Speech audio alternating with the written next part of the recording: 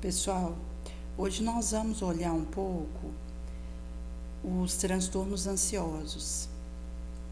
Vamos começar com contribuições de Joana de Ângeles para os transtornos mentais, no capítulo que vai tratar sobre essa morbidade, onde começa dizendo, consono Mateus 6,34, não vos inquieteis com o amanhã.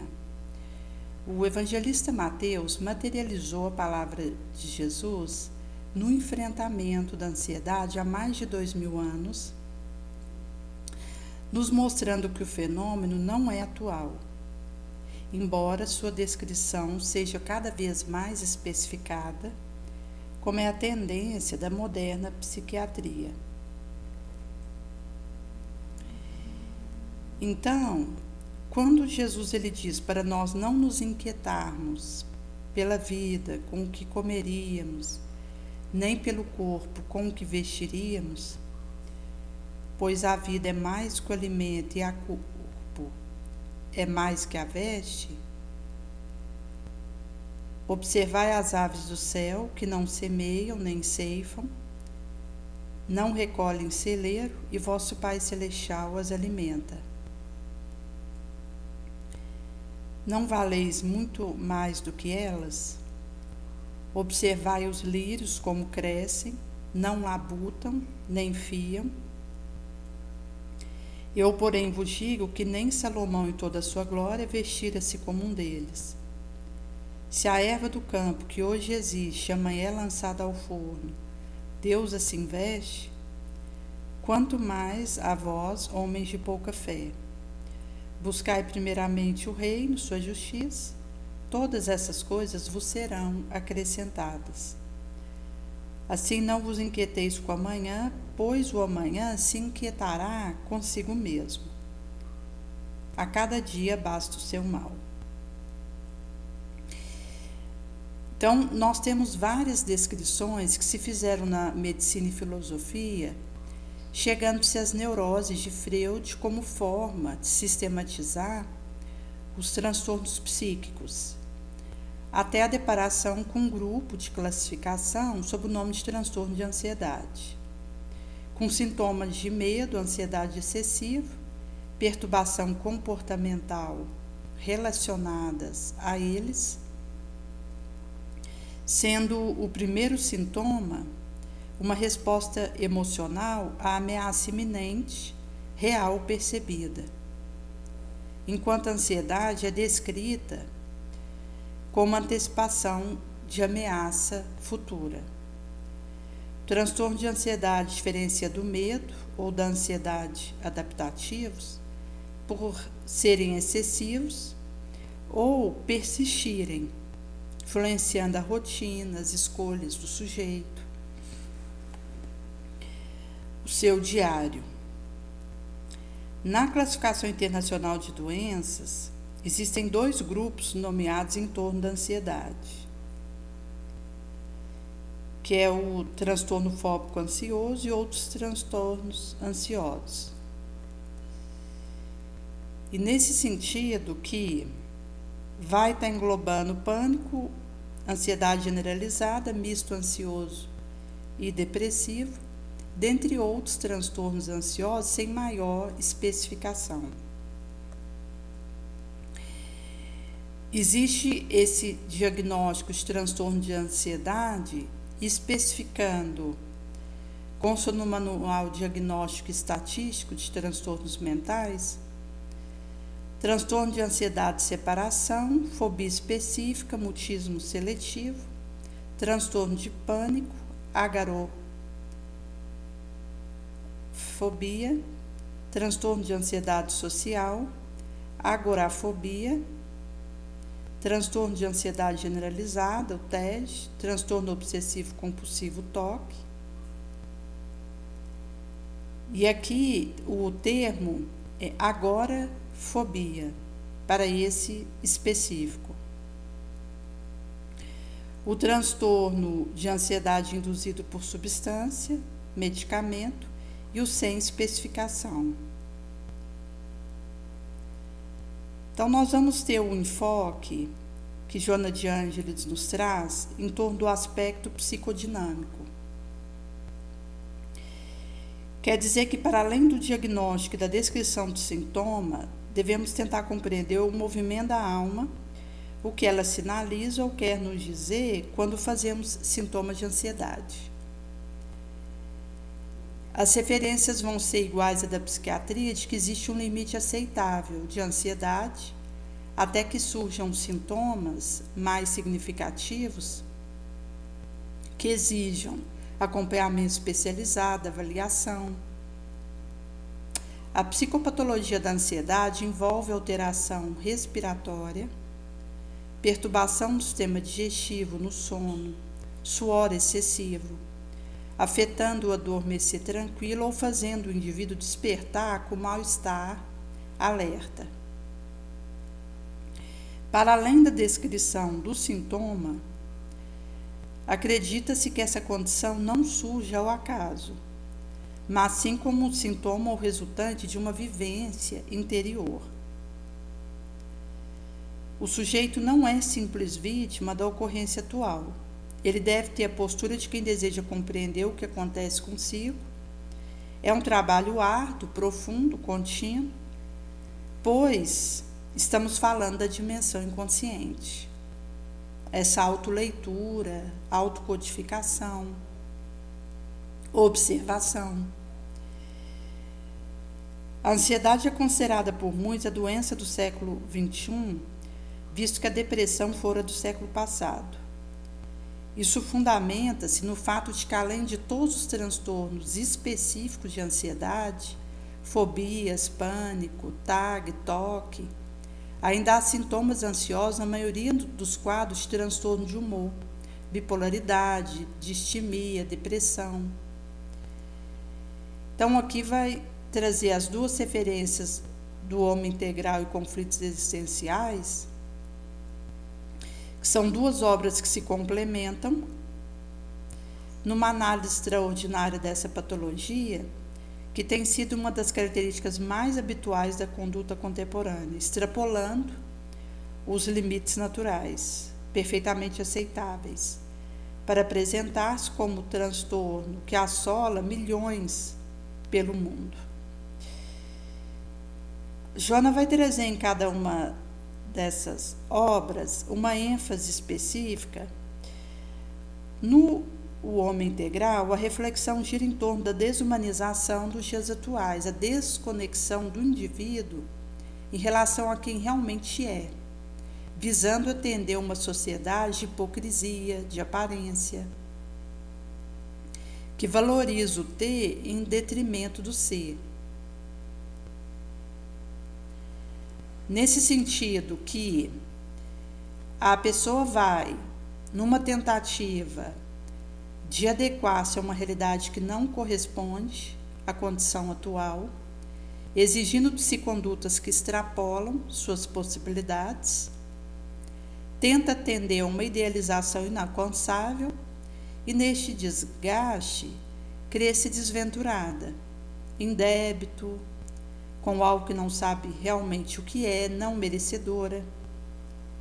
Estabelece-se num mundo onde a preocupação de parecer triunfador, de responder de forma semelhante aos demais, de ser bem considerado, recebido, acaba por desumanizá-la, a ponto de perder sua individualidade.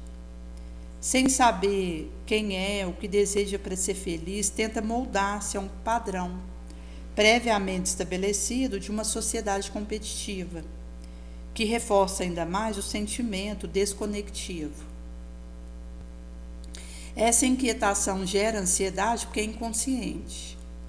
O próprio sujeito desconhece essas exigências em si, obrigando-se ingenuamente a superá-las, sem qualquer crítica do que está impondo-se a atender algo que não é possível nem verdade.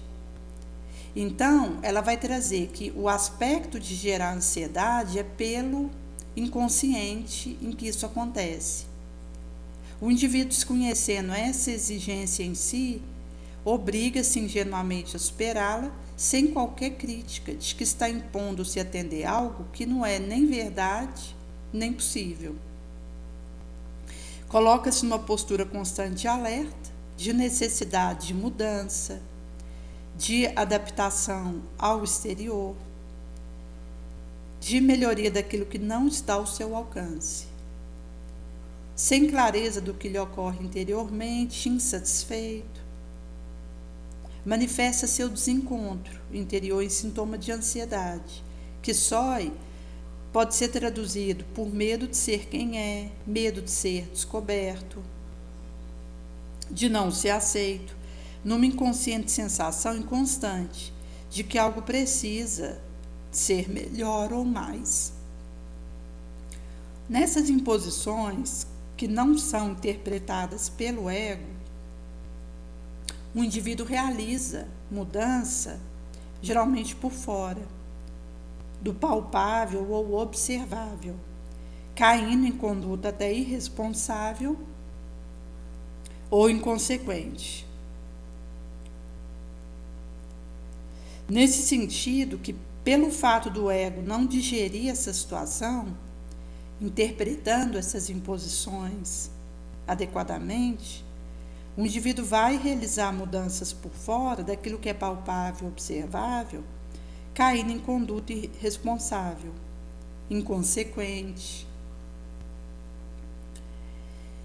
Investe nas melhorias do organismo como se, ao vê-lo perfeito, pela via da plástica, do exercício, da dieta, sua alma ficasse ok com aquilo que vê.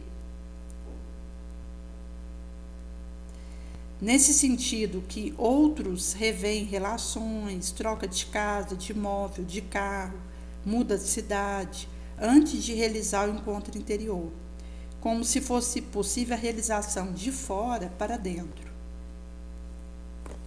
Aí entram traições, sexo, paixão, droga e uma gama de tentativa de manter vivo algo que está abandonado interiormente, decorrente da exigência externa que não pode ser atendida. Então, aqui, isso vai trazer essa busca para fazer mudança externa, tentando avivar algo que interiormente está ao abandono, ao léu, decorrente de uma exigência externa que não pode ser atendida, implementada. Entretanto, seja a mudança externa ou a viciação, seu produto é efêmero. Por isso, o indivíduo logo volta ao estado de exigência, de insatisfação. A proposta da mentora não gira em torno da contenção do sintoma ansioso, como prevê determinada terapia ou medicalização. O enfoque não é simplesmente colocar essa energia em algo produtivo ou se acalmar. Se a ansiedade é resultante de uma equação interior, há que se voltar para essa dimensão em busca de resposta mais profunda, a respeito de quem se é, do que necessita, de como está. Verdadeiramente, nesse encontro. A colocação de maior impacto, o grande desafio contemporâneo para o homem é o seu autodescobrimento, denotando o principal fator terapêutico no caso ansioso não está na ação arbitrária, egóica de ser algo, de atender determinada expectativa, imposição social, nem de se tornar quem supostamente se deseja, mas sim em reconhecer quem se é. Então, o aspecto sai de uma ação egóica e arbitrária de atender a uma imposição expectativa alienígena, de ser algo ou de se tornar o que supostamente se desejaria, para o reconhecimento de quem se é, da minha verdade. Esse percurso foi anunciado pelos espíritos a Kardec como meio prático mais eficaz de se melhorar nessa vida e resistir ao arrastamento malévolo. Em muitos casos de ansiedade, há um descontentamento por ser quem se é, travestido por medo de que esses conteúdos venham à tona e não tenhamos um lugar no mundo para ser quem somos. Isso mostra-se em diferentes temas, como no caso da moça que deseja esconder sua sexualidade pela ideia negativa que faz do sexo, ou o homem que se esforça por suplantar sua fragilidade ou sua feminilidade, como se fosse um aspecto inferior do humano. Da mesma forma que tiraniza-se o jovem na obrigação de ser, saber o que não lhe compete, para minorar sua limitação intelectual. O que atormentará a vida de um não necessariamente aflige o outro.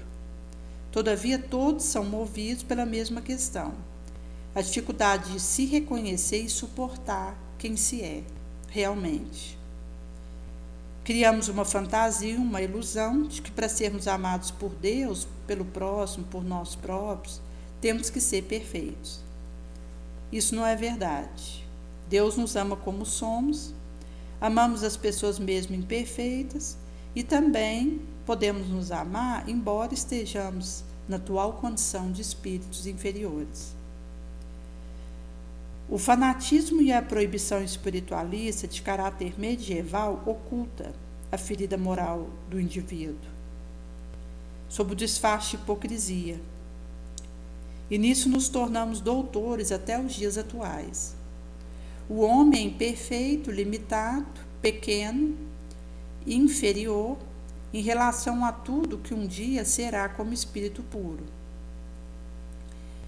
Mas a questão problemática não é a condição atual, e sim a proibição por estar dessa forma, fanatizado por um discurso superficial que fantasiara a possibilidade do indivíduo se tornar angelical o único passo, com interesse arrogante e silencioso de ir para o céu.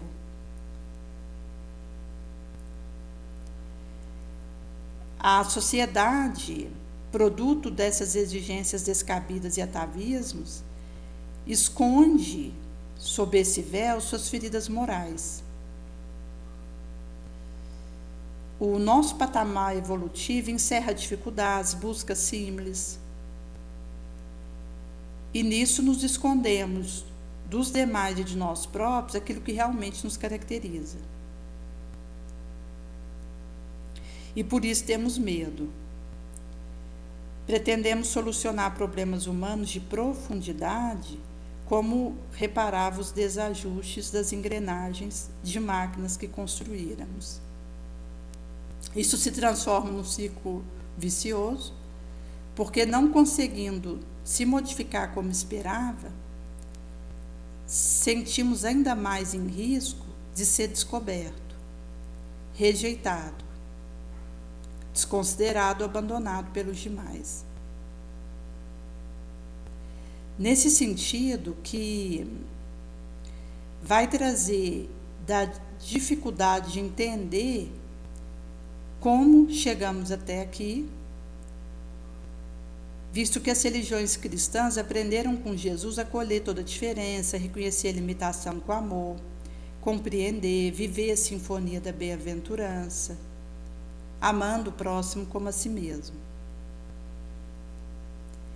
Ao invés disso, entoa-se um hino ensurdecedor de exigência descabida, geradoras de constrangimento, insegurança, pessoal, desamparo, onde há valorização de uma cultura desumanizada, onde nos escondemos uns dos outros, somente de nós próprios, aquilo que nos habita, e não esteja em conformidade com os ideais. Em consequência, temos dificuldade de aceitar o outro como é, e fazemos disso um caminho de desgoverno em que não nos acolhemos. Não acolhemos aos demais e nos tornamos vigias da conduta alheia,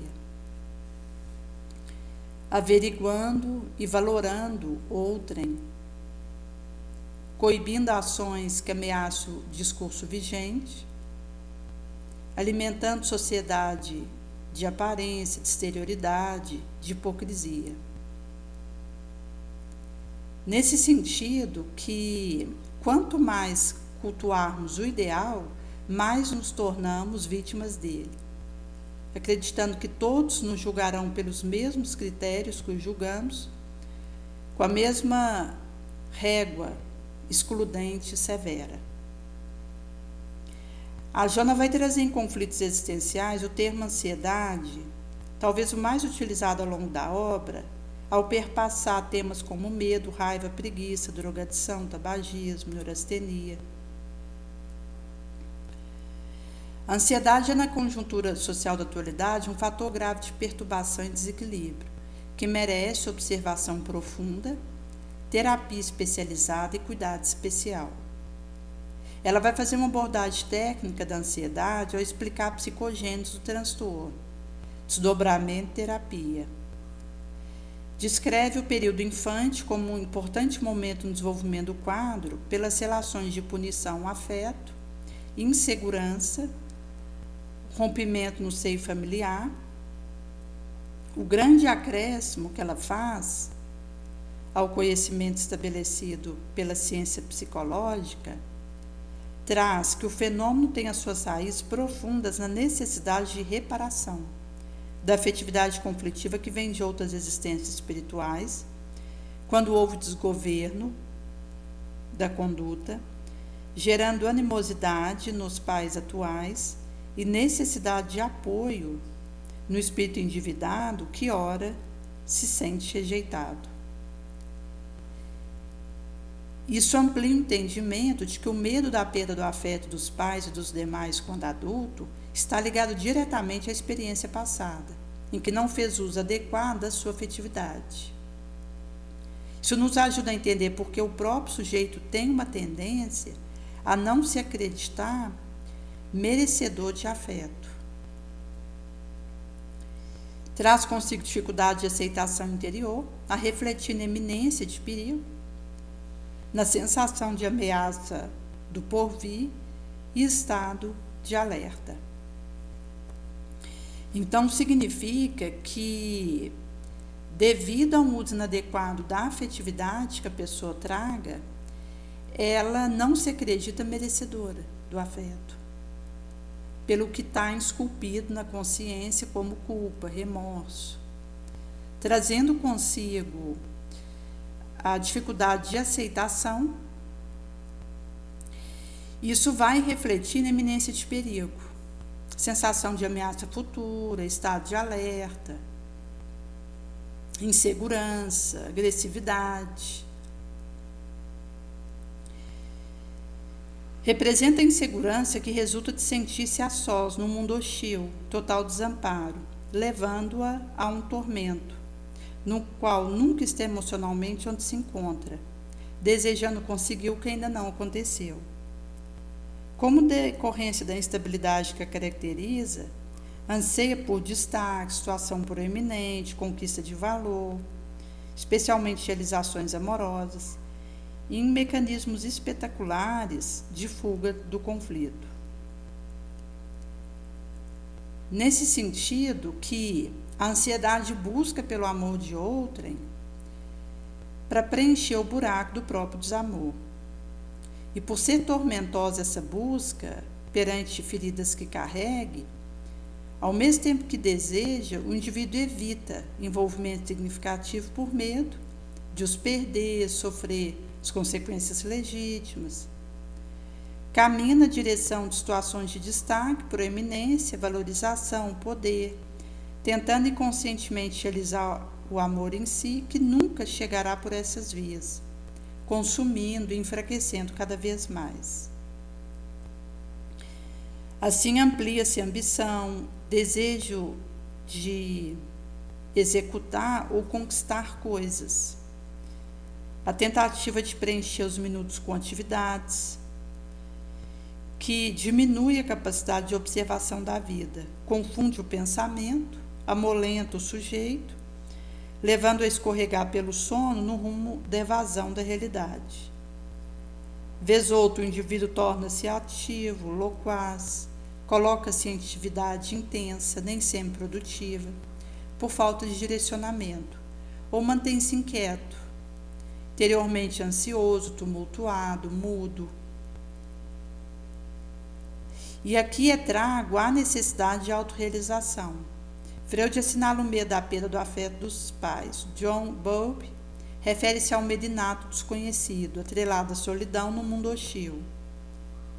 Fato é que existe um mundo interno onde o indivíduo se mantém ausente de si próprio, não identificado por ele, pedindo-lhe o enfrentamento necessário, a busca de ajuda especializada. Abre-se portas para as fugas novas, aceitáveis, comuns à sociedade atual, devido à presença maciça, naturalizada, via droga, tabaco, álcool, sexo desvairado, como se pudesse, por meio artificial, alcançar aquilo genuíno que deveria encontrar. Complica mais o quadro de estabilidade emocional, que no fundo esconde a busca silenciosa do indivíduo pelo sentimento genuíno, que está na base de toda relação e da própria estima, o amor por si mesmo. Então, aqui está mascarando essa busca silenciosa, na calada, que o indivíduo faz pelo sentimento genuíno que está na base da sua própria auto-bem-querença, das relações, que é o auto-amor, o auto-perdão, a auto-compreensão. Se toda aflição e todo desapontamento que aflige o ser humano procede do espírito e da sua experiência transata, a prescrição desenfreada de ansiolítico, tão comum como recurso primeiro para solucionar a ansiedade, ou simples adaptações comportamentais, tende a resultar em efeito superficial e passageiro. Clara é a necessidade de identificar pensamento irracional que desencadeia a crise, racionalização do tormento, desenvolvimento de alguns recursos pontuais para enfrentar novos quadros. Então, tanto o aspecto de racionalizar o tormento que o indivíduo vive, identificar os pensamentos irracionais desencadeadores de crises, que funcionam como gatilhos, e desenvolvimento de recursos pontuais para enfrentar novos quadros. Acima de tal prescrição, o indivíduo deve investir energia em compreender a finalidade da sua atual existência, das leis imutáveis, num profundo processo de ressignificação de quem se é, do que realmente deseja. Aqui estão incluídas as leituras edificantes, a yoga, exercício de compaixão e caridade, consigo para com outra, em meditação, bioenergia via passes, água fluidificada, cultivo de pensamento dignificador, o hábito da oração. Esses recursos só contribuirão para aquele que tenha se aberto ao processo de autodescobrimento e de autoacolhimento. Então, aqui vai trazer um pouco a grande tarefa do Espiritismo, ao combater o materialismo, que nos leva à irresponsabilidade moral, expressando de inúmeras formas além da hipervalorização de bens materiais. O materialismo está na escolha do impermanente em detrimento da verdade, da aparência sobre a essência, do externo acima do interno. Se esse culto à exterioridade gera ansiedade, o Espiritismo, em sua base, quando compreendido, é um grande tratamento para a ansiedade, porque pela instrução espírita, o indivíduo realiza sua reforma moral e vai sair da forma para adentrar a essência. Então, o indivíduo, ele fica com a sua espiritualização. Ele sai daquilo que é material, transitório, e adentra a eterização, o desapego, a renúncia. Joana testifica isso ao dizer que os ideais espiritualistas, o conhecimento da sobrevivência à morte física, tranquiliza o indivíduo, fazendo o que considera a transitoriedade do corpo, a perenidade da vida, da qual ninguém se eximirá. E Jesus, ao nos dizer, não vos inquieteis pelo dia de amanhã, busca primeiro o reino e sua justiça, está nos convidando para nos comprometermos com um processo muito maior e mais amplo que a experiência terrícola.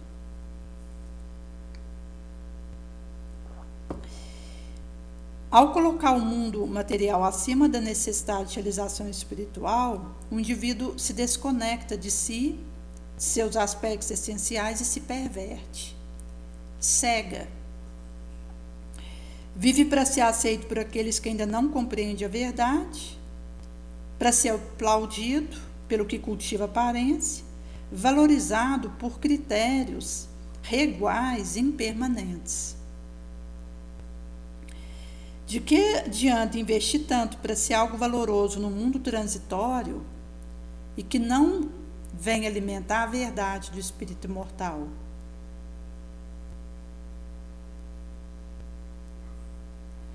Isso não significa um abandono aos critérios do orbe terrícola, anarquia, rompimento social, como se o indivíduo devesse transparecer todo o vício que lhe vai na alma sem qualquer controle de si próprio, nem o extremo oposto de se tornar perfeito em uma única encarnação. Há o compromisso do verdadeiro espírita de domar a má tendência. Acima disso, o comprometimento com o auto-amor, o amoroso reconhecimento sincero de quem sou e de como estou, porque essa é a lei maior estabelecida pelo Mestre. Não vos inquieteis pelo dia de amanhã, no que se refere ao sustento material, não unicamente a isso. O Evangelho é a boa nova mensagem de renovação em espírito e em verdade, e a verdade cura e liberta. A mentira nos engana, nos aprisiona. A verdade nos liberta, nos cura.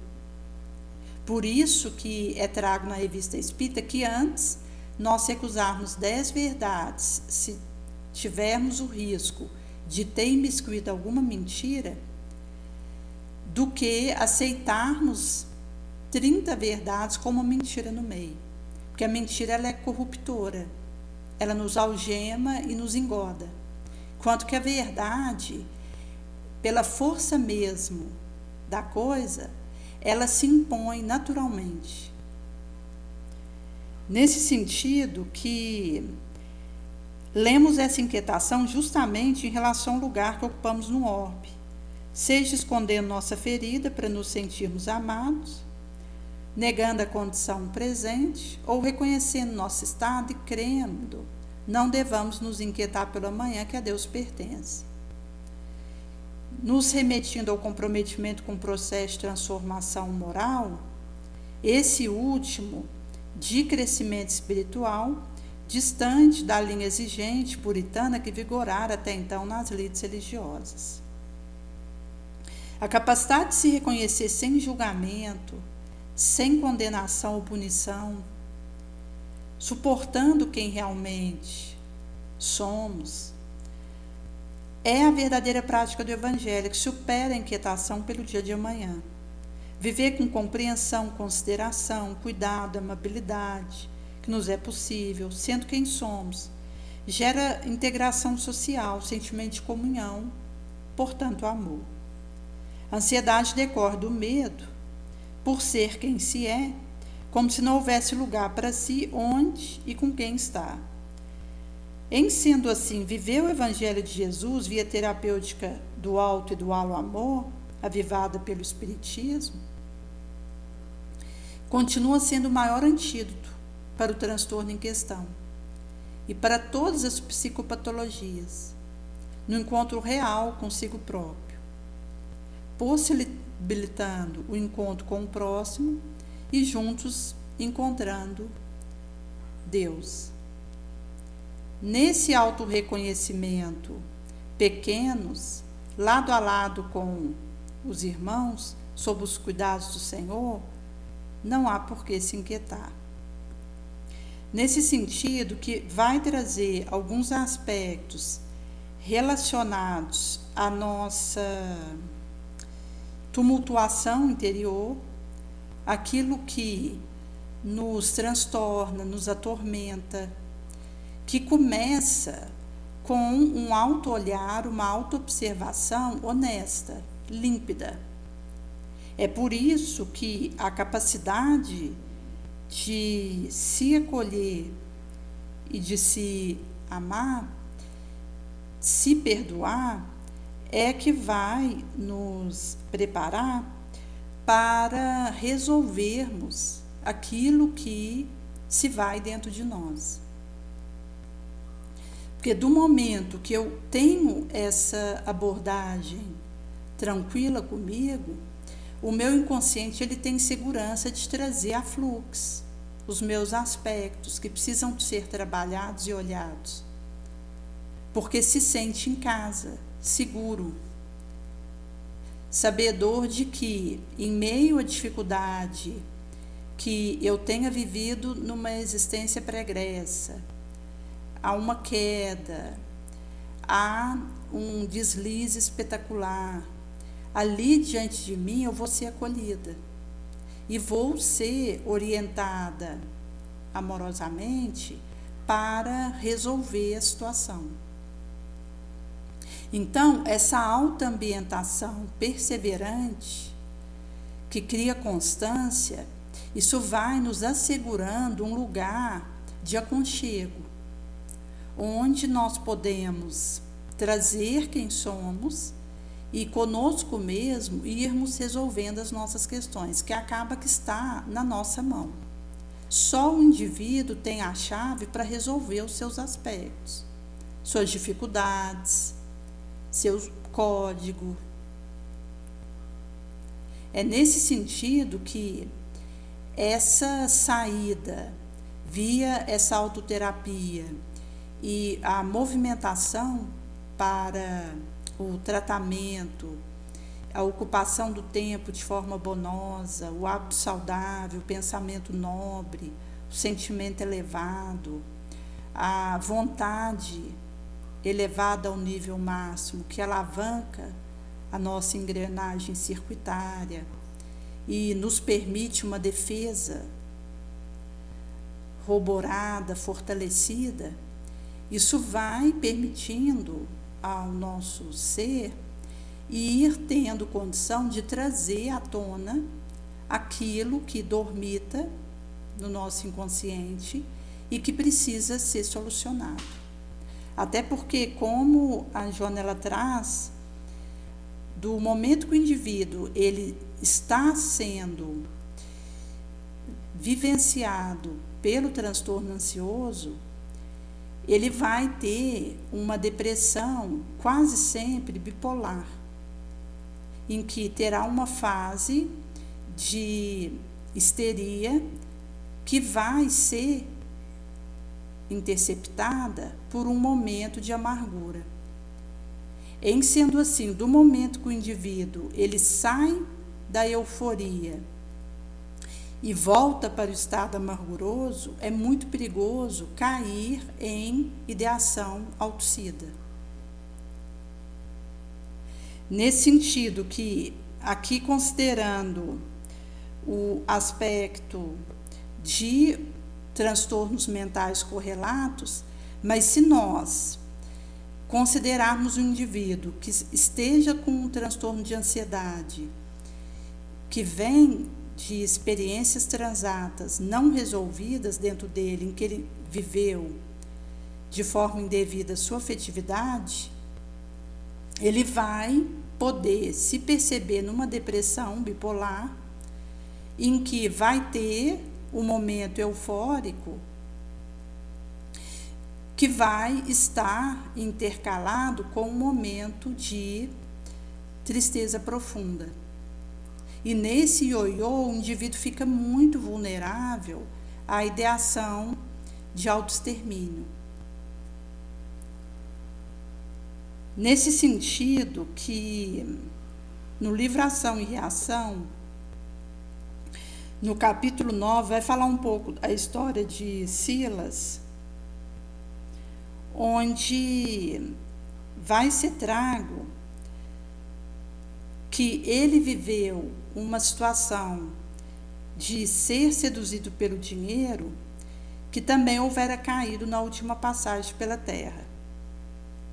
A paixão da posse o governava todos os ideais, a fascinação pelo ouro tomou-lhe o ser, de maneira que, apesar de ter recebido o título de médico numa universidade venerável, fugira ao exercício da profissão para vigiar o movimento do velho pai, a fim de que nele mesmo viesse a dispor com largueza dos bens da casa.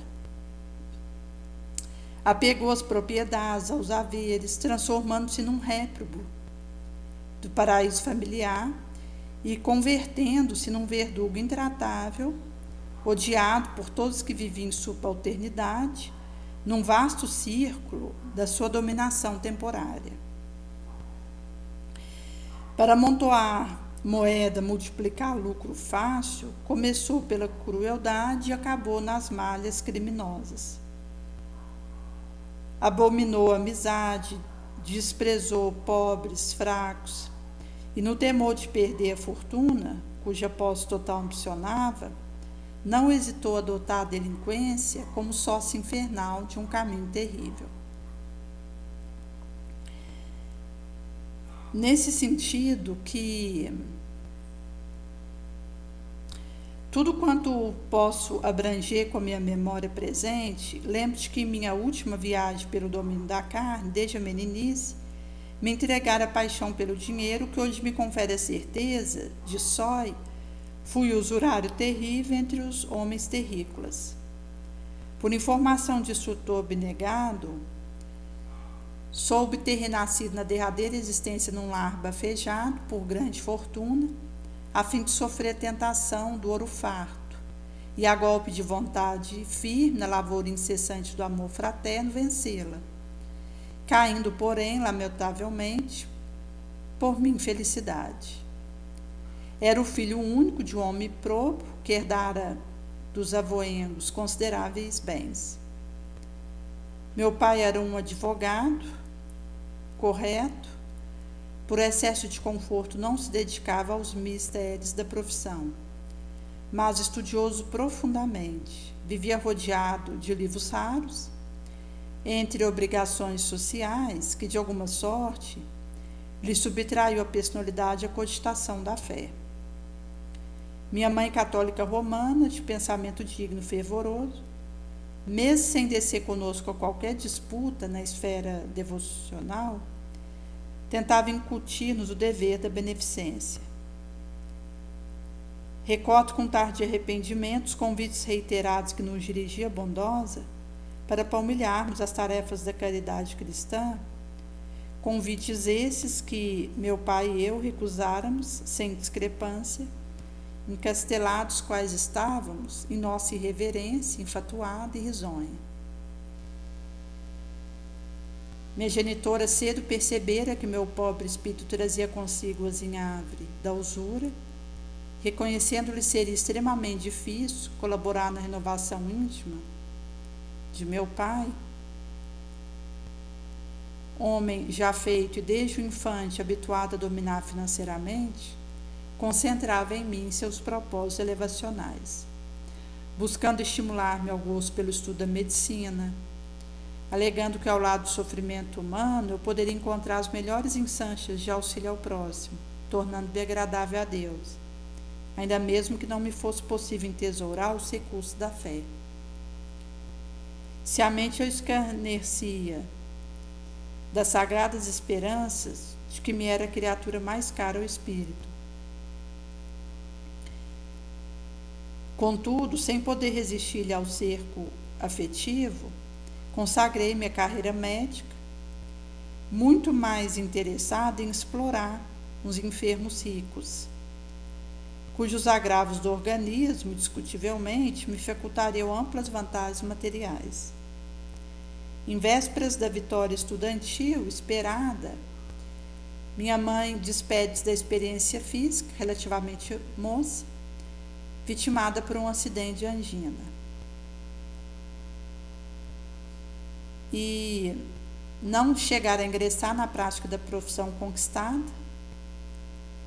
recolhi minha intimidade doméstica, de que me ausentava tão somente prestação de entretenimento, repouso. Então, mais que nunca, chafurdado na sovinice, porquanto acompanhar o inventário da minha mãe com vigilância tão rigorosa que as minhas atitudes estranhas surpreenderam meu pai, egoísta e displicente, mas nunca avarento quanto eu. Compreendera que a fortuna herdada me situava para meu infortúnio moral a cavaleiro de qualquer necessidade da vida física por largos anos, desde que não me confiasse a dissipação. Ainda assim, vi meu genitor inclinado à segunda núpcia, quase aos 60 anos de idade. Indiretamente fiz quanto pude para dissuadi-lo, afastando-o de tal intento. Todavia ele, resoluto nas decisões, desposara a Aida, uma jovem da minha idade, que mal se avizinhara dos 30. A recebi como madrasta intrusa, tomando-a por aventureira comum, a caça de fortuna fácil, jurei vingar-me. Apesar das carinhosas requisições do casal, não obstante o tratamento gentil que a pobre moça me dispensava, exibia um pretexto para fugir-lhe à convivência. Novo matrimônio passa a exigir do esposo mais dilatado sacrifício no mundo social, de que a Aida não pretendia afastar-se. Assim, ao término de alguns meses, meu genitor era obrigado a procurar o socorro médico, recolhendo-se então ao necessário repouso. Acompanhava-lhe a decadência orgânica, tomado de viva apreensão. Não era a saúde paterna que me feria a imaginação, mas sim a extensa reserva financeira da nossa casa.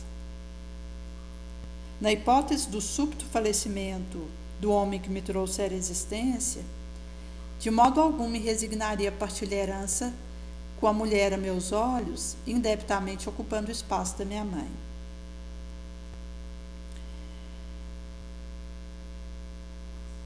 Nesse sentido que passei a arquitetar plano delituoso quanto a melhor maneira de alijar a Aida de qualquer possibilidade de ingresso por via ao nosso patrimônio, sem melindrar meu pai doente. No projeto criminoso que me visitava a cabeça, a própria morte da madrasta comparecia como solução. Entretanto, como suprimi-la sem causar maior sofrimento ao enfermo que desejava conservar? Não seria aconselhável desmoralizá-la aos olhos dele, para que não padecesse qualquer saudade da mulher condenada por minha desvalia.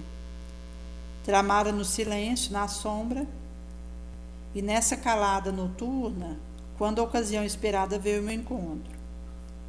Convidada a comparecer com a esposa numa festividade pública, meu pai chamou-me e insistiu para que eu acompanhasse Aida, representando-lhe a autoridade. Acedi com prazer, pretendia conhecer-lhe agora de mais perto as afeições.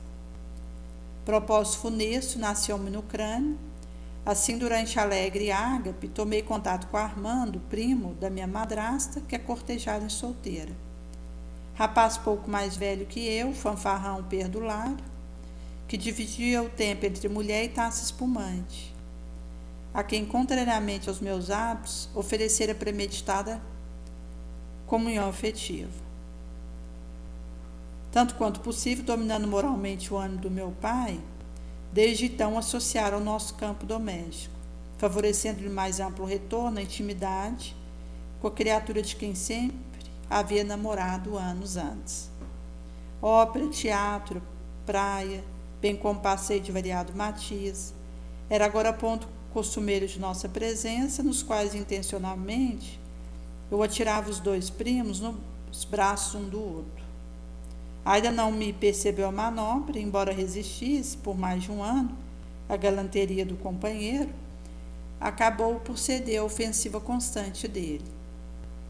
Fingi desconhecer-lhes as relações, até que eu pudesse conduzir meu pai ao direto testemunho do acontecimento. Inventava distração, jogo, para reter o sedutor em nossa casa.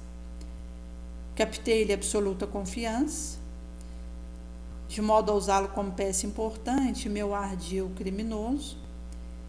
Certa noite, cauteloso, aparentei completa ausência de nosso templo familiar, sabendo os amantes segregados em determinado aposento contíguo ao meu. Procurara meu pai em sua dependência de enfermo e, mascarando-me com intensa dignidade ofendida, chamei-o a brios numa sintética exposição fatual. Lívido, trêmulo, o doente exigiu provas e nada mais fiz que conduzi-lo cambaleante até a porta do quadro, onde no quarto, cujo fecho eu próprio deixara enfraquecido. Bastara um empurrão mais forte, meu genitor desolado encontrar o flagrante que desejava. Armando cínico, não obstante desapontamento, afasta-se lépido, ciente de que não poderia esperar qualquer golpe grave de um sexagenário abatido. Minha madrasta, porém, profundamente ferida em seu amor próprio, dirigirá ao velho esposo acusações humilhantes, procurando seus aposentos particulares numa explosão amargurosa. Completando a obra terrível a que me devotara, mostrei mais carinhoso para com o enfermo, aniquilado intimamente. 2 semanas arrastam-se pesadas, e aqui ele vai trazer que ele vai trazendo a sugestão direta para que os bens da casa fossem guardados no seu nome, já que o segundo matrimônio não poderia desfazer-se perante a autoridade legal. Nessa faina delituosa, a madrasta aparece morta. Foi positivado um envenenamento fulminante, notificado em constrangimento, tratando-se de um suicídio, motivado pela insofrável neurastenia de que a doente se viu objeto. O genitor estava mais sombrio nos aparatórios funerais. Então ele vai dizer que a fortuna total passaria a lhe pertencer. Uma alegria satânica durara muito pouco. O pai, desde a morte da segunda mulher, acamara-se para não mais se erguer. Debalde, médicos, padres amigos, ofereceram-lhe melhoras e consolações. Ao fim de 2 meses, meu pai entra em agonia dolorosa, onde, em confidência entrecortada de lágrima, confessa haver envenenado Aida, administrando violento tóxico no calmante habitual. E nesse sentido que isso imporia a meu pai também a morte, vez que não conseguia perdoar a si mesmo, carregando esse fardo de remorso intolerável e constante. Pela primeira vez minha consciência dói profundamente. O apego aos bens terrícolas arrasavam minha vida. Meu pai morre em meus braços, acreditando que meus soluços de arrependimento fossem prantos de amor. Senti-me o mais infortunado dos seres. O ouro integral do mundo não me garantiria o mais leve consolo. Achava-me sozinho, infinitamente desgraçado. Todos os pertences e recantos da nossa habitação falavam-me de remorso, de crime. Só a sombra noturna pareceu-me povoada de fantasma horripilante, a escarnecer da minha dor, e meia malta de insensível demônio a investir contra mim. Tinha a ideia de escutar a voz inconfundível do meu pai clamando para minha alma: meu filho, recua enquanto é tempo.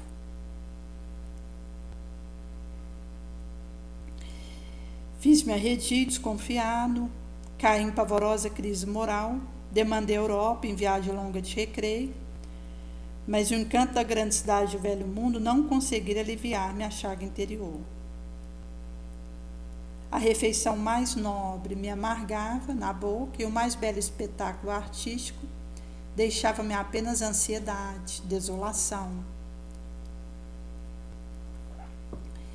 Regresso ao Brasil sem coragem de retomar a intimidade da antiga residência.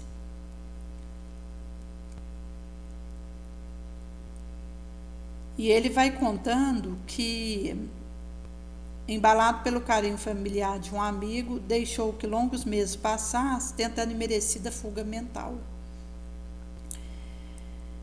Até que numa noite inovildável, em que a sua dor no estômago se transformara num azorrague de dor, tomei um frasco de arsênico na adega do meu anfitrião, acreditando usar o bicarbonato de sódio que ele deixara na véspera. E o veneno expulsou-me do corpo, impondo-me terrível sofrimento. Qual acontecera a minha madrasta, que desencarnara em um padecimento atroz, também passei pela morte em condição análoga. Os amigos que me asilavam no templo doméstico, desconhecendo o equívoco de que me fora vítima, admitiram que eu buscara no suicídio a extinção da pena moral que me castigava a alma, de moço entediado da vida e rico, segundo a versão a que deram curso. Dementado após o sepulcro, atravessei meses cruéis de desequilíbrio, terror, entre quadro viva-se misteriorizadamente algemada, criação de si própria, até ser socorrido por amigos de meu pai, que se achava igualmente a caminho da sua recuperação. Passei a empenhar toda a minha energia na preparação do porvir. A fascinação pelo ouro fora o motivo da minha perda.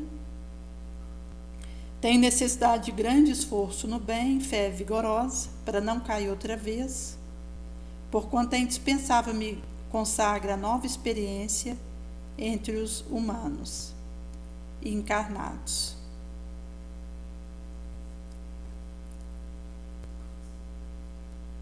E aí ele vai dizer que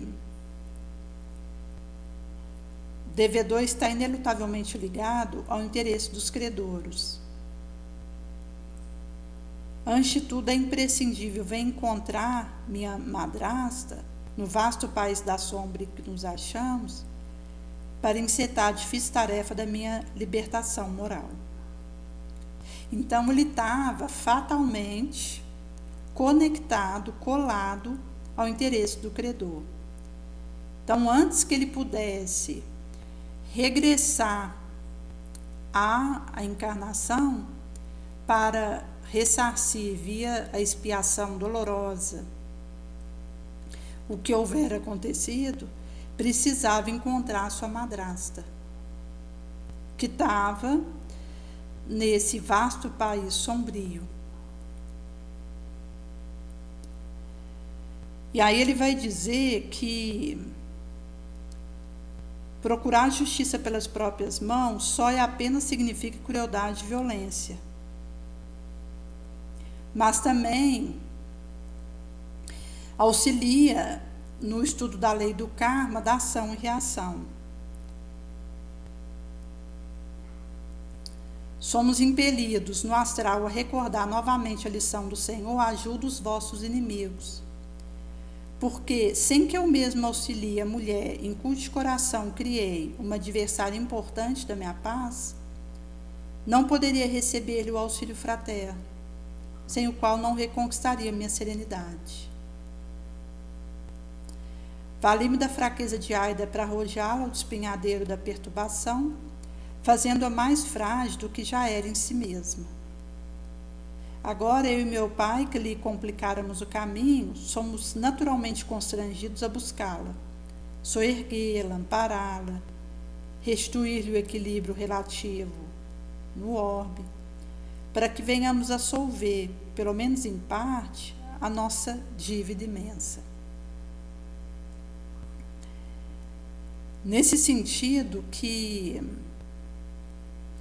ele vai trazer que ele e o pai, assistidos pela mãe, hoje a benfeitora deles nas esferas mais altas, estavam associados na mesma empreitada, a própria regeneração moral, em busca do levantamento de Aida, sem o que não conseguiriam desintegrar o vício envenenado do remorso, que os aprisionara o campo psíquico na faixa inferior da vida terrícola. É assim que nos cabe encontrá-la a benefício de nós próprios. Então, logo a Divina Misericórdia nos permita semelhante felicidade, meu amor e minha renúncia a envolver-nos também a meu Pai, que via a abnegação e a caridade da nossa Mãe, que com ele retornará às lides da carne, vestir-se-á de nova expressão corpórea no plano das formas físicas, ambos retomarão os laços humanos do casamento e nos recolherão por filhos abençoados. Aida e eu seremos irmãos nas teias consanguíneas, consoante aspirações que o céu protegerá, faça a magnanimidade divina. Novamente serei médico no porvir ao preço de imenso esforço, para consagrar minha beneficência, nela recuperando minha valiosa insância perdida. Por certo, minha madrasta viverá sofrendo deplorável intoxicação da alma, em abismo tenebroso, socorrida em momento oportuno, e não obstante o tempo longo de assistência que nos reclamará nesse plano, em necessário refazimento, sem dúvida renascerá em franzins o corpo físico, de maneira a sanar difíceis psicoses que estará adquirindo sob o domínio trevoso. Psicoses que lhe marcarão a existência na carne, sob a forma de estranha enfermidade mental. Ser-lhe é assim não apenas o irmão no lar, mas também amigo, enfermeiro, companheiro, médico, pagando em sacrifício, boa vontade, carinho, afeto, o equilíbrio e a felicidade que lhe furtei. Então ele vai dizer que estava guardando, em comunhão com o genitor, a alegria de reencontrar a madrasta. E ele vai dizer que os instrutores não padecem ignorância que o caracteriza quanto à localização de Aida. Entretanto, qual ocorre entre os homens, também lá o professor não pode chamar a si os deveres do aluno, sob pena de subtrair-lhe mérito da lição. Na terra, por muito nos amem, nossas mães não nos substituem na algema, no cárcere, quando devamos expiar algum crime. E nossos melhores amigos não poderiam avocar para si, em nome da amizade, o direito de sofrer mutilação que a nossa imprudência nos tem infligido ao próprio corpo, mesmo que o outro queira. Não poderia. Sem dúvida, a bênção do amor dos nossos dirigentes hão trazido à minha alma inapreciável recurso. Conferem-me luz interior para que sinta, reconheça a minha fraqueza. Auxiliam-me a renovação, a fim de que possa demandar com mais facilidade, decisão, desenvoltura, a meta que me propuser atingir, de forma adaptada, com o amor a guiar. Mas, em verdade, o serviço do meu próprio resgate é intransferível, pessoal. É nesse sentido que o drama estava ligado a causas transatas.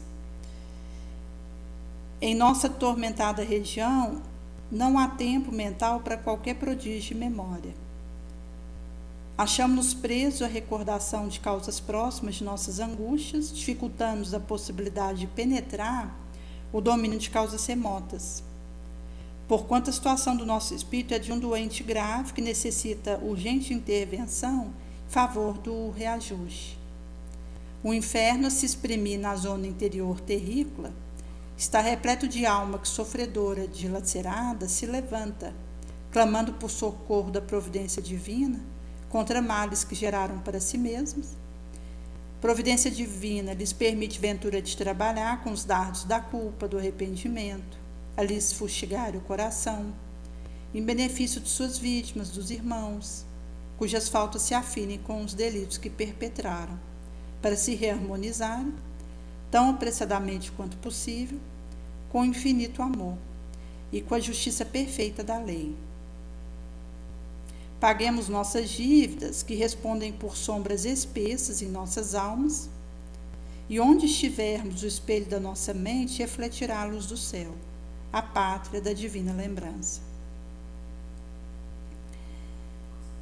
Nesse sentido que a lei é de ação e reação, a ação do mal pode ser rápida, mas ninguém sabe quanto tempo exigirá o serviço da reação, e dispensável para restabelecer a harmonia soberana da vida, quebrada por nossas atitudes contrárias ao bem. Então, se uma atitude perversa, cruel, malsã, pode ser num piscar de olhos, ninguém saberá quanto tempo vai exigir o serviço da reação, da expiação, arrependimento, resgate, cura, reparação da situação e reabilitação perante a lei de causa e efeito. Isso vai requerer indispensável para o restabelecimento da harmonia soberana da vida, outrora quebrada por nossa atitude contrária ao sumo bem. Por isso Jesus nos recomendava: reconcilia-te depressa com teu adversário, enquanto te encontras a caminho com ele. É que espírito algum penetrará o céu sem a paz consciencial. E se é mais fácil apagar nossa querela, retificar nosso desacerto, enquanto estadiamos, palmilhando o mesmo caminho por nossas vítimas na terra, é muito difícil providenciar a solução de nossos enigmas, labirintos criminosos, quando já nos achamos mergulhados nos nevoeiros infernais. E é nesse sentido que ele vai trazer que, enquanto nós estamos a caminho com o adversário, que pode ter sido uma vítima de ontem, somos invitados por Jesus a resolvermos a dissensão, a discórdia, a querela. Isso significa que é um movimento de reconciliação rápido, porque não sabemos quando iremos voltar para a pátria espiritual. Porque, como ele vai trazer, espírito algum penetrará o céu, que é porta adentro, sem a paz consciencial. Mais fácil é apagar as nossas dificuldades, as nossas picuinhas e retificar nossos desacertos enquanto estadiamos palmilhando o mesmo caminho aqui na terra que as nossas vítimas. Porque quando nós nos acharmos mergulhados nos nevoeiros infernais trevosos, é muito difícil providenciar a solução dos criminosos enigmas. Códigos. E é nesse sentido que vai significar a urgência desse despertar.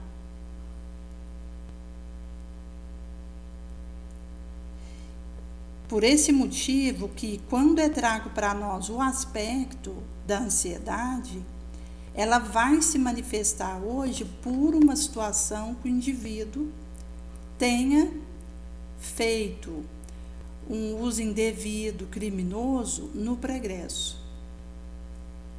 Aqui é trago um recorte relacionado ao apego ao dinheiro e que é significado pela lei materialista. Visto que, quando nós fazemos as urdições das ideias mundanas, nós estamos sendo arrostados para acúmulo, para valorizar o ter em detrimento do ser. E vai também fazendo uma conexão com o efeito manada, em que o indivíduo ele se sente desencorajado para ter uma conduta, uma escolha original que desencontre com aquilo que a maioria opta. Por esse motivo que, quando ele traz essa situação no astral de não saber o paradeiro de Aida, mas depender de localizá-la, acolhê-la e auxiliá-la para que a reencarnação dele próprio pudesse acontecer, mostra que uma situação em que nós nos demoramos no rancor, no ódio, na vingança, no materialismo, pode nos comprometer muito tempo no astral, precisando aguardar para fazermos os ajustes finos que nos permita começar a expiação daquela situação. Ao passo que ali, com ele encarnado, se ele tivesse feito essa desconexão da posse do ouro e acolhido a sua presença e oferecido a ela a doação, o acolhimento, seria possível ele fazer a cimentação de um porvir libertador. Porque, como ele vai dizer, a calculação que ele aconteceu do dinheiro que tinha entrado e que seria possível ele viver sem precisar trabalhar para ganhar o pão de cada dia, se não fosse muito gastador, já trazia um infortúnio moral em que ele estava mergulhado. Até porque nós estamos num estágio na Terra que o trabalho é uma necessidade para nós fortalecermos a nossa escolha pelo bem. Na atual conjuntura que nós estamos de espíritos inferiores, terrícolas, ser útil, fazer o bem onde nós estamos é imperativo. Sem isso, o indivíduo não consegue sustentar a vitória sobre si mesmo e reforma moral. Por esse motivo que a ideia materialista ela falsifica tanto a nossa mente que leva o indivíduo a acreditar que se ele tem dinheiro para viver sem precisar do suor do seu labor, isso é vantagem. E faz associações correlatas de todo porte de que o ganho pelo ganho, o charlatanismo, onde a que preço for o indivíduo, ele entra numa corrida pelo ouro, pela evidência, pelo retorno, do porte que for, isso acaba que nos enlouquece. Porque, como foi trago, o aspecto de uma ginástica numa academia, de uma cirurgia plástica, vai levar o indivíduo a ir fazendo modificações externas no seu organismo e na sua rotina para atender a uma imposição materialista, que vem de nada e leva para lugar nenhum. Então, o indivíduo entra num ping-pong ensurdecedor, mudo, em que ele fica atendendo às sugestões do materialismo e que só contribui para pegá-lo mais à matéria.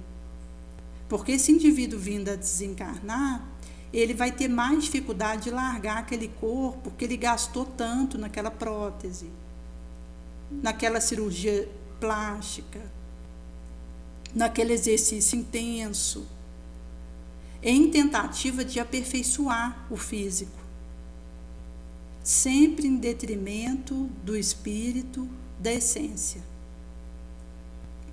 É por esse motivo que a ideia materialista ela é criminosa, ela é adoecedora. E é assim que, quando nós podemos ter contato com a instrução espírita, ela nos alerta de que o espírito imortal é aquele para o qual nós precisaremos olhar, fazendo a nossa reforma moral, a domação sobre as nossas tendências más e conseguindo acender a nossa luz. Que é quando o indivíduo ele rompe com o mundo das formas, de todo porte, e adentra o mundo da essência, do ser, da espiritualização, que é onde nós podemos fazer essa iluminação e essa urdição dos sentimentos nobres. Benevolência para com todos, indulgência para com as falhas alheias, perdão das ofensas. A gente vai conseguindo eleger esses valores que permanecerão, nos acompanharão em detrimento daquilo que o mundano nos impõe. Porque aquilo que é terrícola vai nos remeter a estarmos em primeiro lugar, a termos a evidência, a recebermos o confete, o título, a herança, o privilégio. São ideias ilusórias, quiméricas, de vantagens terráqueas e que só nos contribui para pegar ainda mais ao que é daqui.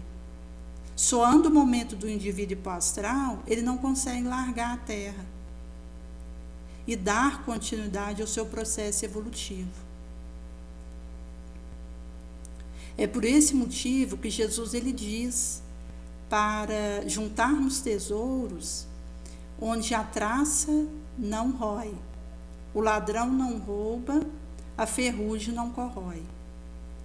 Porque é nesse palco interior onde a espiritualização e eleição dos valores nobres acontecem, que é possível nós adentrarmos o além, demandando os tribunais conscienciais que nos aguardam, em paz, serenos, de termos feito o melhor ao nosso alcance.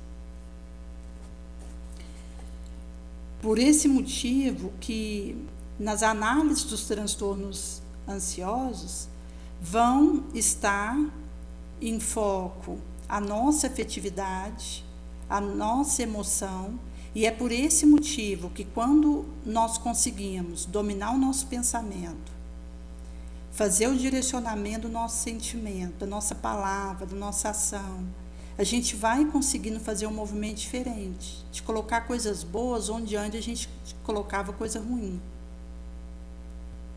Se antes eu trazia aspectos negativos para o local onde eu estava, hoje eu consigo trazer coisas boas. E é nesse sentido que essa substituição que eu vou conseguindo realizar pela minha disciplina, por um hábito elevado, que vai funcionar com um fator decisivo, como o Sono Emmanuel nos traz, é que o indivíduo vai podendo retomar a rédea de si mesmo. E chegado nesse ponto, vai sendo possível, a partir das coisas boas que nós estamos deixando, a gente ir se reharmonizando, dominando as nossas emoções, as nossas aspirações. E é esse coração humilde que consegue olhar para o propósito da própria vida. Para que vim para cá? Aquilo que importa agarrar-me E é nesse sentido que esse auto-olhar, esse autodescobrimento vai nos trazer esse porvir. Porque do momento que o indivíduo ele consegue ir pelo caminho do seu propósito de vida, ele vai sentindo a reharmonização, vai recebendo a gratidão energizosa de tantos quantos são beneficiados pelo que ele faz, vai conseguindo compreender melhor o seu fórum íntimo,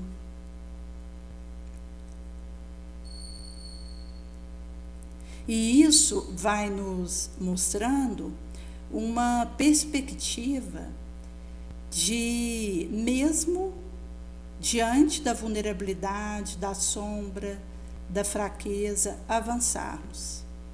Esse ânimo redobra, a gratidão, a esperança, a fé, a caridade. Por esse motivo que nem salvacionismo, nem autopromoção, sem desejar ser curador, transformador de outrem, mas não omitir. Ofereceremos o que temos para ajudar, no limite da nossa força, porque se estivermos a serviço do ego, de nós próprios, da ansiedade mórbida, só valerá a pena se for excelente. Isso faz muito estresse, medo de ser visto. Como não viemos para a Terra para ter segurança, para ter proteção, se ficarmos muito preocupados conosco mesmo, não daremos conta do recado. Se pararmos no lance mais difícil, ficaremos com um problema, não com Jesus. Como tudo na nossa vida precisa fortalecer nossa responsabilidade mais santa, sem descanso, a serviço de Jesus valerá a pena ir, realizar que preço for. Enquanto começar nobre, continuar nobre e derradeirizar nobre. Prescrutando a própria consciência, vencendo nosso comodismo, internalizaremos a lição. Aprimoraremos a rapidez telepática para as análises que precisamos fazer, menos dúvida estéril, mais pergunta útil, apurará nossa projeção.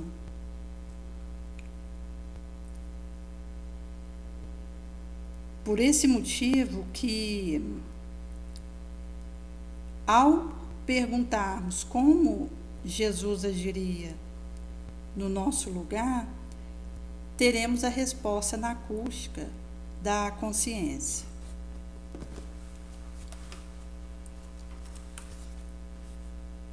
Por isso que é uma proposta onde Jesus vai nos dizer que se alguém vem a ele e não odeia pai, mãe, mulher, filho, irmão, irmã, mesmo a própria vida, não pode ser seu discípulo. Todo aquele que não carrega sua cruz e não o segue, não pode ser seu discípulo. Todo aquele que dentre vós não renuncia a tudo o que tem, não pode ser meu discípulo. Então, aqui ele vai trazer acerca de renunciarmos ao que possuímos, de negarmos a nós próprios, tomarmos a nossa cruz e o seguir, trazendo como único caminho esse amor, como ele nos ama.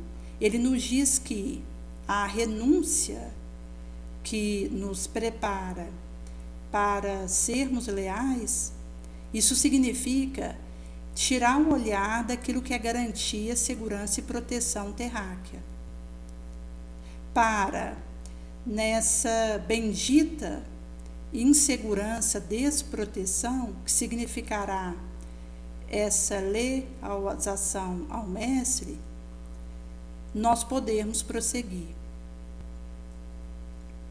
É nesse sentido que Kardec vai trazer que nos coloca cavaleiro. A melhor garantia contra a trapaça, a nossa queda e que nós fiquemos à beira do caminho, traindo o nosso propósito celestial, está no caráter, honorabilidade, a despretensão moral, material, o desinteresse.